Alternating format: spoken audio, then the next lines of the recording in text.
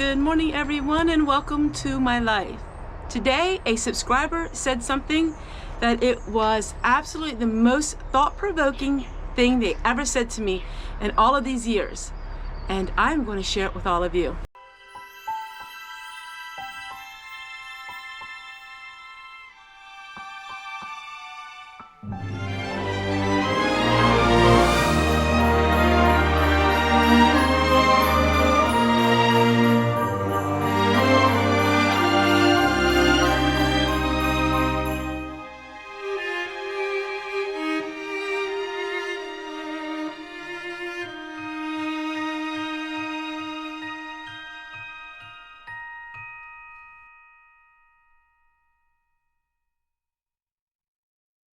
What does it mean to bring dignity in low income? She came up with this term and I absolutely love it, and I'm going to share with you some memories of mine and all of the things that I learned through being upper income to lower income.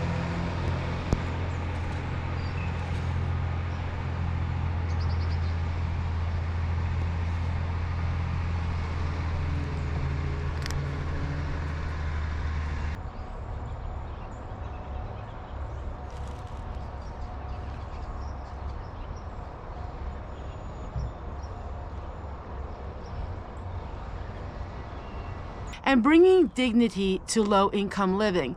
Now, of course, most of the things I do are not considered just low income. You know, there's people that have middle income that do all of these things, but lower income living and bringing dignity back to it. I'm going to share with you a little bit of a story. That way you can understand me a little bit better. And I think that this just said it perfectly when she said about bringing dignity to low income. You see, I grew up under the environment that it was what you look like you had is what made you look successful. In other words, a nice big house, having a pool, having new vehicles, having four-wheelers and all kinds of extracurricular equipment to do all kinds of amazing vacations, and that is how I grew up in that environment.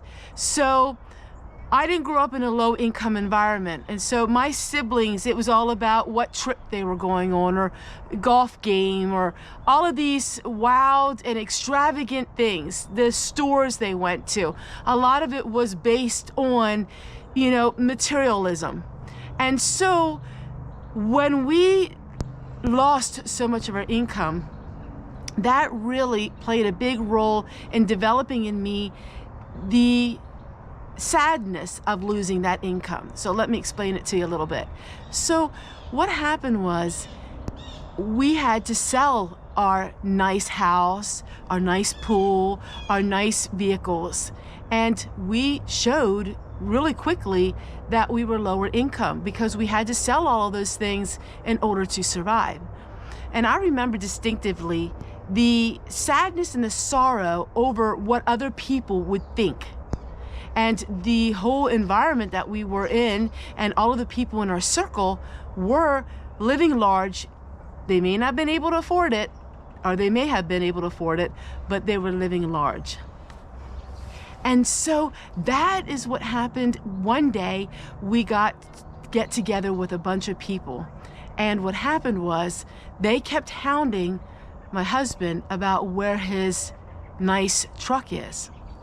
It was absolutely so cruel and so unsupportive that I was so angry. I left there angry and bitter over it. Now, I shouldn't have been angry, but yet just the lack of empathy that people had. And he didn't want to sell that. That was his prized possession. He loved it dearly, but he sold it in order for his family to survive. And they kept asking him, "Oh, I don't know, where's your truck? Oh, why don't you have your truck anymore? I thought you liked it." And it was just so, it was one of those moments in my life that I just wanted to say what I wanted to say, but I am a peacemaker and I didn't say it. We left it there with just, I felt so bad for him, absolutely so bad for him. Because sometimes in life, there are people that didn't grow up low income, but because of the economy and things outside of their outside of what they can control, they became low income.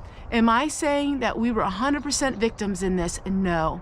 We made choices and decisions based on what we thought the economy was, and we were wrong. Yes, we played a part in having to go back to having to sell everything and start over. But yet a lot of it was things that it was beyond our control because of the situation, the businesses that we had. And I'll share with you that link up here.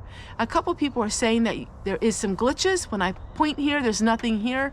And at the end of my video, there's nothing there. But I put them in, so hopefully you can see them.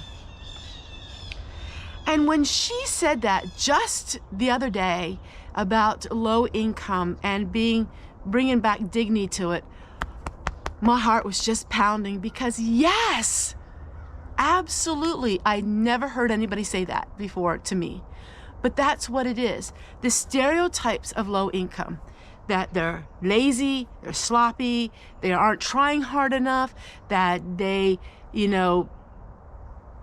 it's their fault of this and that. And that is the stereotype that I'm trying to dissolve here on my channel. I've also had somebody comment me, how could you ever use the word low income? That's so degrading. Oh, and poverty and poor, that's such degrading words. I am not going to watch your videos. And that is the stigma I want to erase and eradicate because it's not degrading. Low income is not degrading. Fixed income is not degrading. Poor living is not degrading. I want people to have dignity in these words. Dignity. Whoever said that low income was a curse word or negative word? Who? I want to know. Who said that? Who's saying that? It's our stereotypes. We want to label things and stereotype things that just because you're this and that, it's because some flaws in your life.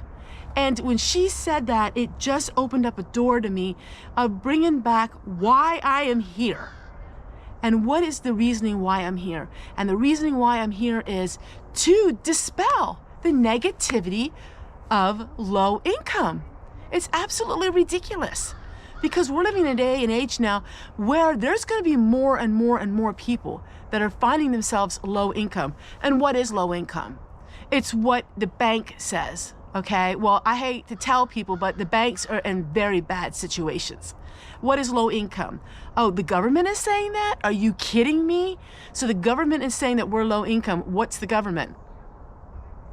The government doesn't have too good of an income, in my opinion, or too good of a financial status, So their income may be high, but they sure aren't handling that and they sure shouldn't be the ones labeling all of us. So anyhow, I hope you enjoyed this little talk, and I can't wait to see you guys again tomorrow. Whether you were born with low income or you were middle or higher income and found yourself with a lower income now, it doesn't really matter. What matters is that we have pride in what we do. Not the boastful kind of pride, but the pride of holding our head up high and just realizing that we are doing the best that we can. There are many people that were in the workforce all their life and now they find themselves on Social Security and they don't have very much money at all. And then somehow they find themselves feeling deflated or feeling defeated. And really, they don't need to be that way. They need to hold their head up high. They worked hard for their living and they have a worth and a purpose in their life. That's what my channel is about. My channel is about showing the nitty-gritty of the real world, but putting back the dignity in low income. And we can have the dignity. We can be happy and be proud of what we have and what we accomplished, because it takes a lot of courage and it takes a lot of thinking outside the box to be able to do things with our own two hands, to be able to create things instead of buying things. And in my opinion, we are much more talented than somebody who can just go out to the store and buy anything that they wish. I think that we should even have more dignity than somebody who can spend all the money in the world, because where's their creativity? If you can buy anything you want, you don't have no creativity. You're relying on somebody else's creativity to buy it. But if you learn to do things on your own, you're producing an amazing skill, a mindset that is getting back into fashion these days because money is tight for all of us.